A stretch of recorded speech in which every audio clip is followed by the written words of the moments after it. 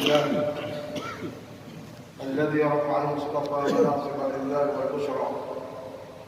أشهد أن لا إله إلا الله وحده لا شريك له يهدي من يشاء إلى صراط مستقيم. وأشهد أن سيدنا ونبينا محمدا عبده ورسوله المبعوث بأشرف الأديان الموصوف بالخلق العظيم. اللهم صل وسلم وبارك على عبدك ورسولك سيدنا محمد وعلى آله وأصحابه أجمعين.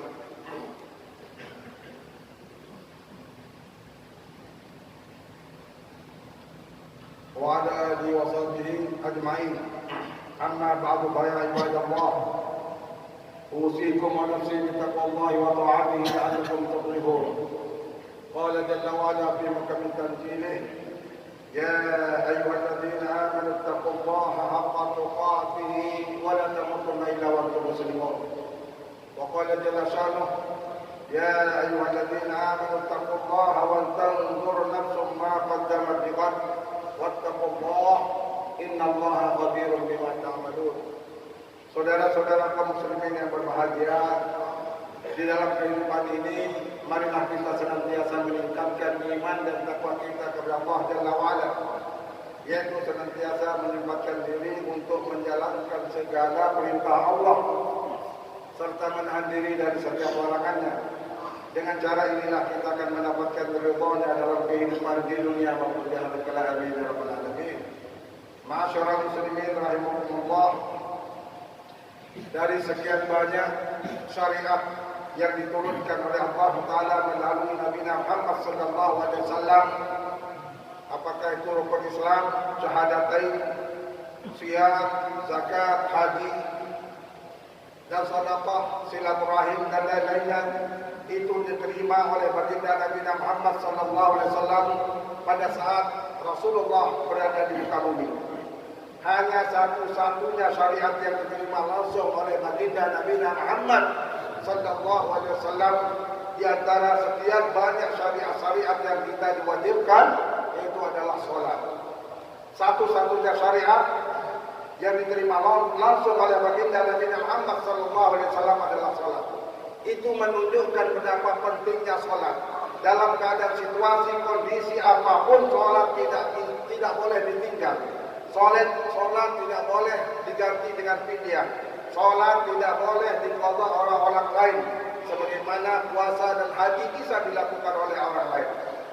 Karena begitu pentingnya sholat, maka Allah SWT memanggil Nabi Muhammad sallallahu alaihi wasallam, Subhanalladzi asra bi'abdihi lailan minal masjidil haram ilal masjidil aqsa alladzi barakna hawlahu linuriyahu min ayatina innahu was-sami'ul basir. Kalimat subhanallah, maha suci Allah Subhanahu wa taala. Dari ujung ayat tersebut, innahu, kembali dhamirnya kepada Allah Subhanahu wa taala. Huwa, Allah Subhanahu wa taala, as-sami' bi aqwalina, yang maha mendengar dari segala ucapan kita, al-basir bi af'alina, dari semua gerak-gerik sikap kepada pilihan kita dilihat, dipantau, disaksikan oleh Allah Subhanahu wa taala. Innahu was-sami'ul basir. Ma'asyiral muslimin rahimakumullah, inti dari perjalanan Isra Mi'raj, Nabi Muhammad sallallahu alaihi wasallam menerima salat 5 waktu yang kita difardukan oleh Allah Subhanahu wa taala. Tabaqat, darajat, tingkatan orang-orang yang melakukan salat dan orang tidak mengimani tentang kewajiban salat. Yang pertama, lam yaqbaluha ra'san, la aqidatan wala amalan. Sebagian orang tidak mengimani dan tidak mempercayai bahwa salat itu wajib. Oleh karenanya mereka secara akidah tidak mempercayainya, kemudian tidak melaksanakannya. Akan tetapi mereka nanti ditempatkan di sakar yang ada di dalam api neraka Jahannam.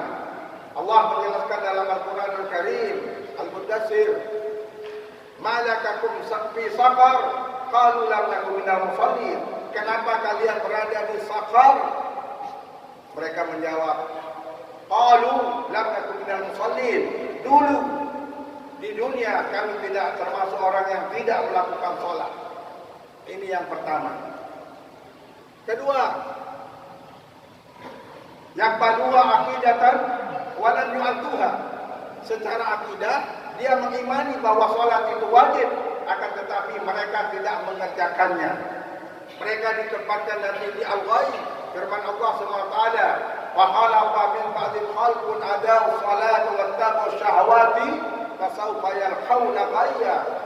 Karena mengikuti hawa nafsunya yang tidak ingin mendirikan atau mengerjakan salat, maka bagi mereka ditempatkan di neraka yang bernama al-ghayya. Yang ketiga, lam yahtamu biha atuha fi awali waqtiha aw akharuha. Jenis orang yang ketiga, dia mengimani akan tetapi tidak mempedulikan apakah waktu salat sudah tiba, kadang mengerjakannya, kadang tidak. Kadang salat awal waktu, akhir waktu, pertengahan waktu. Dia tidak mempedulikan, lam yahtamu biha wa lam yubali. Hal tersebut dijelaskan oleh baginda Nabi Muhammad sallallahu alaihi wasallam. An Sa'd bin Abi Waqqas radhiyallahu ta'ala anhu qala, "Wa wailul lil musallin alladziina hum 'an salatihim sahun." Rasulullah ditanya makna daripada ayat tersebut. Qala sallallahu alaihi wasallam, "Humul ladziina yuakhiruna salata an waqtiha." Saat bertanya kepada Rasulullah tentang makna ayat "Wa wailul lil musallin alladziina hum 'an salatihim sahun." Rasulullah menjawab, mereka orang-orang yang senantiasa melalaikan di dalam salatnya. Fawailun, ancaman azab di dalam api neraka. Mereka bukan tidak mengerjakan salat akan tetapi lam yahtamu biha, tidak begitu mempedulikan bahwa waktu salat sudah tiba atau tidak. Alhamdulillah, Allah berfirman dalam ayat ini dengan huruf an salatihim sahun. Kalau sekiranya Allah berfirman mengganti huruf an dengan fi salatihim sahur, maka kita semua termasuk golongan penghuni api neraka jahanam. Sebab antara an dengan fi salatihim sahur bagaikan jarak antara langit dengan bumi, begitu jauh mananya. Pada saat Allah mengatakan an salatihim sahur, orang yang lalai di dalam salatnya. Begitu azan dikumandangkan, dia mengatakan masih ada waktu. Begitu pertengahan waktu tiba, dia mengatakan masih repot. Begitu akhir waktu, lalu mereka melakukan salat, melalaikan salat. An salatin sahur. Kalau Allah mengatakan, "Fawailul lil musallin alladziina hum fi salatihim sahur," itu kita semua dari semenjak takbiratul ihram dituntut untuk khusyuk di dalam salat. Allahu Akbar, ruku, sujud dan seterusnya. Tidak boleh membayangkan urusan dunia. Apakah itu pekerjaan? Segala urusan dunia tidak boleh membayangkan. Kalau terlintas di dalam hati pikiran pada saat kita sholat membayangkan selain daripada kita mengingat Allah dan ingat dalam keadaan sholat, maka itu ancaman api neraka. Kalau Allah mengatakan fi sholatihim sahun. Yang keempat dan terakhir, qabaluha aqidatan wa yu'atuha. Orang mengimani bahwa salat itu wajib dan mereka mengerjakannya. Humul mu'minun haqqan. Itulah orang-orang yang betul-betul orang-orang mukmin. Allah berfirman, "Qad aflahal mu'minun alladziina hum fi salatihim khashi'un." Beruntunglah bagi orang-orang yang mukmin, setiap di dalam salatnya selalu khusyuk di dalam mengerjakannya. Mudah-mudahan kita termasuk hamba Allah, umat Nabi Muhammad SAW yang setiap kali salat khusyuk di dalam salat kita. Amin ya rabbal alamin. Masyaallah muslimin rahimakumullah. Kalaupun ada waktu kita masih muda dulu, atau karena kita sibuk, atau karena kita pernah musafir di dalam perjalanan, ada salat-salat kita yang tertinggal. Maka karena sholat ini tidak bisa diganti oleh fidyah, tidak bisa diganti oleh orang lain mengqadhakannya, Rasulullah katakan, "Man nasiya sholatu falyusalliha idza dzakaraha." Kalau ada orang yang pernah tertinggal sholatnya, lalu dia ingat, maka wajib mengqadhanya. Daripada kita selalu sholat sunnah qabliyah maupun ba'diyah, kita akan kadang-kadang sholat sunnah qabliyah dan kadang-kadang kita mengqadhanya. Niat qadha baik itu subuh, zuhur, asar, maghrib dan seterusnya. Jadi pernah kita mengqadha dan pernah kita sholat sunnah qabliyah dan ba'diyah. Sebab satu fardu yang kita tinggalkan di muka bumi ini, nanti di akhirat satu fardu yang tertinggal akan digantikan dengan 70 rakaat sunnah yang pernah kita lakukan di muka bumi ini. Oleh karenanya kita pernah mengqadhanya dan pernah mensolat sunnah qabliyah dan ba'diyahnya agar sempurna ibadah kita. Sebab nanti di akhirat tidak ada amal ibadah yang pertama kali dihisab oleh Allah kecuali sholat. Kalau sholat kita baik, semua amal ibadah kita yang lain menjadi baik. Akan tetapi kalau sholat kita rusak, maka semua amal ibadah kita yang lain ikut rusak. Semoga Allah SWT memberikan kita kesehatan, keimanan dan mengamalkan salat pada awal waktunya. Insyaallah, amin ya rabbal alamin. Barakallahu li wa lakum fil Qur'anil azim wa nafa'ani wa iyyakum bima fihi minal ayati wa dzikril hakim. Wa taqabbalallahu minni wa minkum tilawatahu innahu was-sami'ul alim. Aqulu qawli hadza wastaghfirullah al-azim li wa lakum wa li sa'iril muslimina wal muslimat wal mu'minina wal mu'minat min kulli dhanbin fastaghfiruhu innahu huwal ghafurur rahim. Alhamdulillah hamdan katsiran kama amar wa ashkuruhu wa qad tazala bi ziyadati liman syakar. Asyhadu an la ilaha illallah wahdahu la syarika lah irghaman liman jahada bihi wa kafar. Wa asyhadu anna sayyidana wa nabiyyana Muhammadan abduhu wa rasuluh imamal muttaqin wa sayyidil khalqi ajmain. Allahumma salli wa sallim wa barik ala abdika wa rasulika sayyidina Muhammad wa ala alihi wa sahbihi wa sahbihi al-qurar. Ibadallah ittaqullaha wa ati'uh wa alamu anna Allah shalla ala nabiyyin qadima wa amarna bidhalika irshadan lana wa ta'lima. Faqad qala ta'ala wa lam yazal qailan 'alima inna Allaha wa malaikatahu yusalluna 'alan nabi ya ayyuhalladhina amanu sallu 'alaihi wa sallimu taslima. وقال الحبيب المصطفى محمد صلى الله عليه وسلم من صلى علي مرة واحدة صلى الله عليه بها عشرا. اللهم صل وسلم وبارك على عبدك ورسولك سيدنا محمد وعلى آله وصحبه أجمعين وعلى الأنبياء والمرسلين والملائكة المقربين.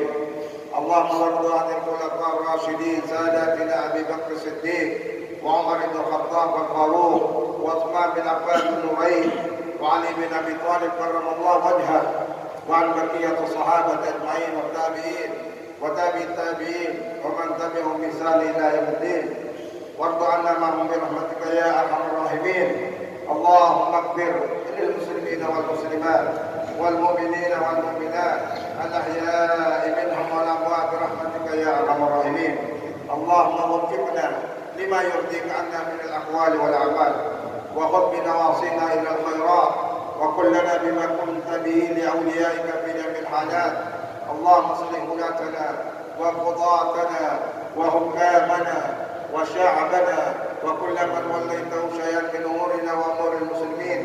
اللهم اقض السلامة علينا وعلى بيتك الحجاج والقزاة والزوار والمسافرين والمقيمين والمعتمرين من أمة محمد صلى الله عليه وسلم في برك وبحرك وجرك إنك لا ما تشاء قدير. يا نعم المولى ويا نعم النصير ولا حول ولا قوة إلا بالله العلي العظيم. اللهم ارفع عنا البلاء والوباء والغلاء والقحط والجر والشدائد والمحن والفتن والفواحش ما ظهر منها وما بطن من بلدنا هذا خاصة ومن بلدان المسلمين عامة إنك على كل شيء قدير. ربنا لا تزغ قلوبنا بعد إذ هديتنا وهب لنا من لدنك رحمة إنك أنت الوهاب. ربنا ظلمنا أنفسنا وإن لم تغفر لنا وترحمنا لنكونن من الخاسرين. ربنا هب لنا من أزواجنا وذرياتنا قرة أعين واجعلنا للمتقين إماما. ربنا تقبل منا إنك أنت السميع العليم وتب علينا إنك أنت التواب الرحيم. ربنا آتنا في الدنيا حسنة وفي الآخرة حسنة وقنا عذاب النار. عباد الله إن الله يأمر بالعدل والإحسان وإيتاء ذي القربى وينهى عن الفحشاء والمنكر والبغي يعظكم لعلكم تذكرون. فاذكروا الله العظيم يذكركم واشكروا على نعمه يزدكم ولذكر الله أكبر والله يعلم ما تصنعون. أقم الصلاة.